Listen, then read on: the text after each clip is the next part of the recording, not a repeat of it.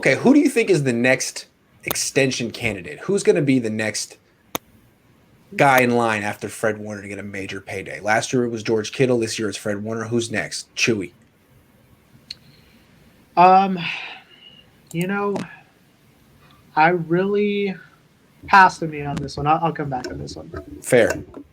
Maverick. I think there's two candidates that, not to the massive scale of George Kittle and Fred Warner, but I think Dre Greenlaw could be next offseason, could be a guy if they choose to pay two linebackers. I don't know if that's in their philosophy of paying two linebackers, but Dre Greenlaw, and then possibly, and he's a free agent in 2023, so next year would be his last year under contract. And then Laken Tomlinson, I know he's not the flashiest left guard in the NFL, but he's shown he can be healthy. They can lock down the left side of the offensive line for the foreseeable future at a reasonable price. I don't think Laken Tomlinson would break the bank by any means. So those are my two picks to be the next guys that get an extension. My idea is on Nick Bosa. So I think he might be the next big thing. But what worries me is the same thing that we always talked about, injuries. We can give him the contract, but will he worth it? Can he stay healthy?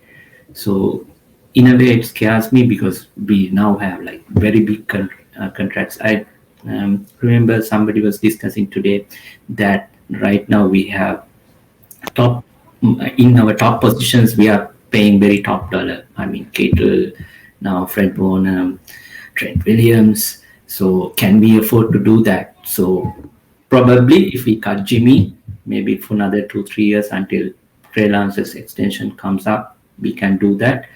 But again, we might have to be really careful when Bosa's extension comes up. Yeah, Chuy, that you ready? was. Yeah, I'm ready now. So, Waruna brings up a good point. That was a hard question for me because we're already paying everybody. You know, we're paying Kittle, we're paying Trent Williams, now we're paying Warner. I think maybe next offseason, depending on how they play this year, Jason Verrett is a candidate who I think will be an extension candidate.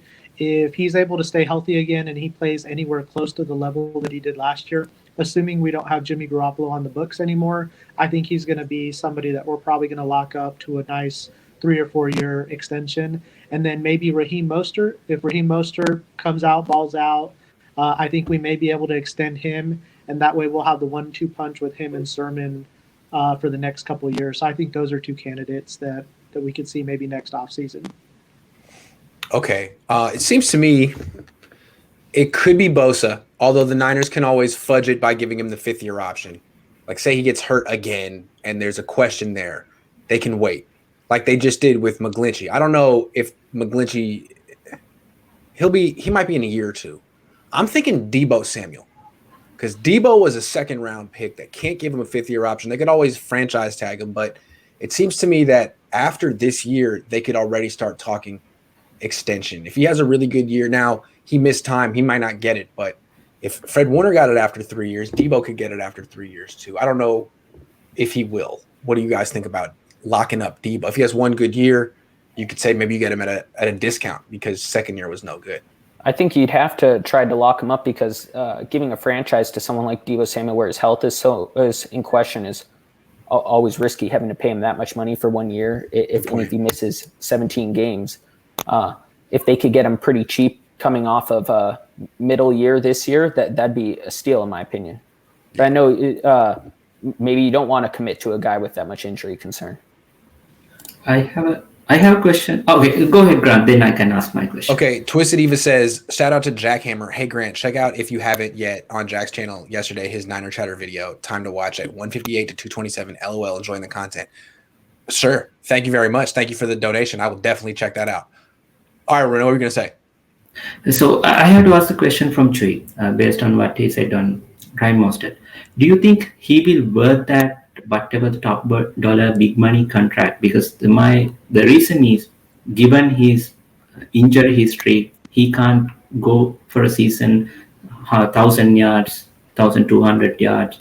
You can't expect him to carry a big workload. So you have to use him as a guy who comes in very, special situations, give you that big yardage, but maximum 10, 12 carries per game. So if that is the case, is it worth to pay him that top dollar for a running back, or should we just move on? I mean, this might be controversial, but should we move from him and bring someone else? Well, Yeah, I think that's a great they're set question. up to move on. They drafted 2 running backs this year, but it would always come down to his price. Right. And I think it really depends on his performance this year. That's a big unknown with a lot of 49ers is the injury history is can he stay healthy? What if he comes in this year he's healthy all 16, 17 games and he rushes for 1200, 1300 yards as the lead back? You know, you have to pay that guy. You have to keep him around. And then you still have the backup insurance with Trey Sermon, and it's a good 1-2 punch, especially with the speed that he has. I mean, he's like the second fastest player in the NFL at this point. So you have to have that kind of game-breaking ability. You can't just let it walk out the door if he stays healthy.